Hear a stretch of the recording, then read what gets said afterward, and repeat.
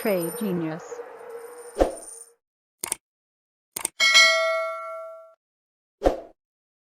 Hey guys, welcome back to another Trade Genius podcast. Philip here with Bob Kula as always. All right, Bob, so what did France do this time? Oh, well, it's what they don't do. This is I picked this more as a kind of a fun topic to talk about, but it has some serious implications going forward, Phil. So the first, slide I want to show you here is Macron being incredibly pissed off at us because they want us as Americans to pay more for our energy, and they want Biden then to somehow magically subsidize the energy that he sends to France to create some sort of long-term contract. And it just shows you the fundamental disconnect between capitalism and European socialism. He assumes that Biden can just simply order the energy industry in the United States to subsidize energy going over to Europe for the Ukraine, and then he could care less about us. He said further in that article, the Americans, they have cheap energy and they're using it to their advantage. Well, hello, we actually produce the energy here, but it's more of a tell, and it's been festering. And I think as we move forward here with this new world order,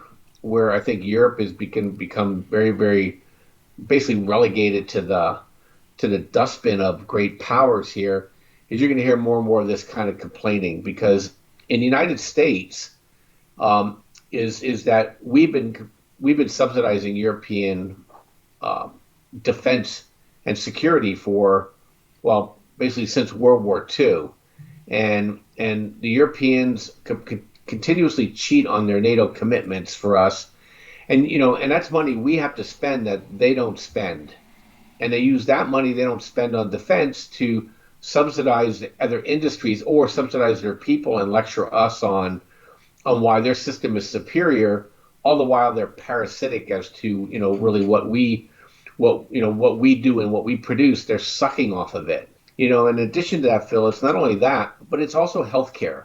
We have a situation where in the United States, the companies that produce, whether you like pharma, or big biotech or not, doesn't matter. The Europeans do not let those multinational big biotech and healthcare companies to amortize their research and development on a drug in the price of their drugs to Europeans. They have to pay strictly off of how much does it cost you to produce the drug, manufacturing wise, and you get a set percentage on it. Where in the United States, we have to absorb the full cost in our products that we get sold to. So they shift all the cost burden and cost sharing over to us. And again, they get cheaper health care, and then they complain about our system not being superior to theirs. And the final point I'm going to make on this, Phil, which is I think the most important point, is that the French are leaving us, and I think I have a slide in there, basically, the French are undermining us already. They're already thinking past the post-Russian conflict with Ukraine. And at the end of the day, is our relationship with Russia now is broken forever. Okay, until maybe a new president of the United States comes in, and maybe not even then, where the French and the German are behind the scenes undermining us long term to make sure they can cut deals on the back end with energy and with food and production and trade. And then we lost another trading partner, and we made other trading partners more wary to deal with us in the future. So I thought it'd be an interesting topic to talk to people about. So I think on a go-forward basis here, the opportunity for us with this, we have to start thinking tactically now, is that, we have to leverage our natural gas advantage here for the next 3 to 5 years. And then we have to start cutting and being very strict with the Europeans in the future as to how they deal with our third-party relationships, because Germany is cutting deals with China and with Russia behind the scenes, and we're left holding the bag on what I would call stringent relationships with the Chinese and with the Russians. So I just thought that'd be interesting. It's the day before the Fed meeting.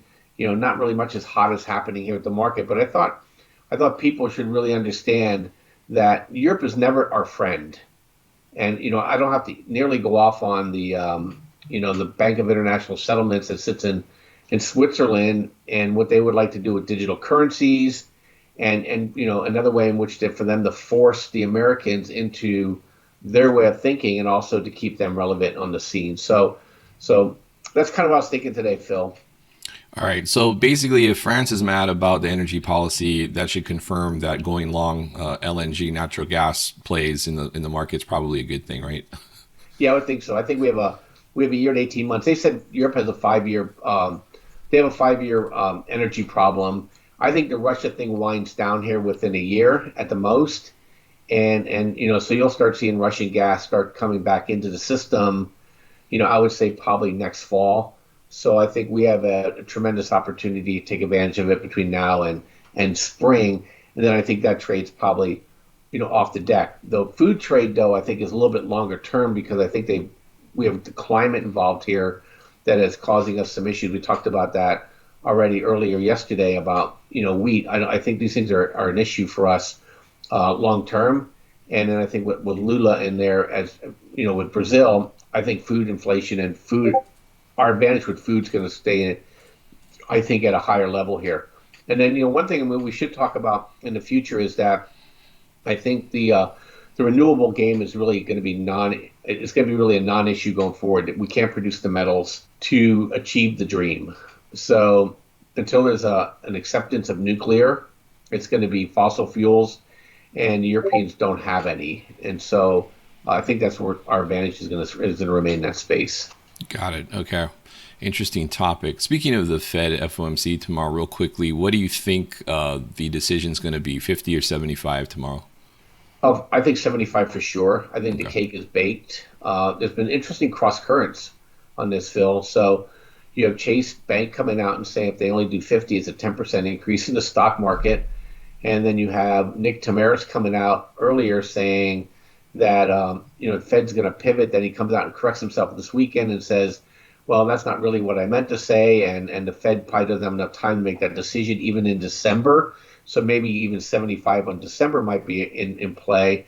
And then he came out today and said, well, there might be a situation where, we're raising rates, but, we're going to slow the pace of rates. And that's probably a good thing. And it's not really a paradox. And then you got Janet Yellen rumor coming out talking about she might unilaterally just launch Operation Twist from the Treasury and kind of cut Powell off at the kneecap. So we may have a de facto 50 basis point move, even though he's talking 75 basis points. So, I think 75 is baked in the cake. I think the big fight now is December. You and I were probably at disagreements on this, and I think I'm back in your camp unless you changed your mind.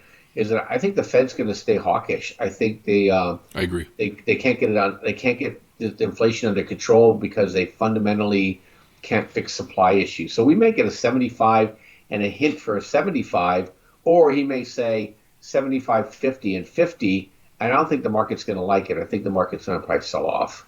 I agree. I think a lot of the dovishness that's in the air headline wise, I think it's not from the Fed. I think there's a spin, or there's at least they want to pivot so bad that it comes up in social media and headlines. But really, if you look at what the Fed has said, they have said they're going to look at slowing things down, but they said don't expect any pause anytime soon. And they basically implied that they would be looking at rate hikes all through next year. So unless we see something specifically addressing that policy, which we haven't from them yet, everything else has just been like conjecture. So yeah, I think they stay hawkish. Yeah, and the air thing too is, China now is rumor mill is starting about China coming back up to full speed by spring. Well, you know what that means. People are going to be buying more things in China, and energy prices are going to go up because they're going to fire the factories back up. And I think we're going to get the double top kind of inflation move here. We kind of settled a little bit on energy, and I think we're going to probably pop right back up again, but just based on China alone, because they're a marginal consumer here and they've not been in the market, and I think they're going to make a difference. And that I'm talking across the board, Phil, metals and food and energy. I think they're going to affect it all. Got it. All right, Bob, thanks for those views. Appreciate it ahead of the FOMC announcement tomorrow.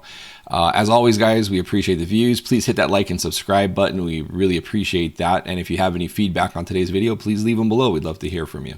All right, until tomorrow, take care and have a good one. Bye-bye.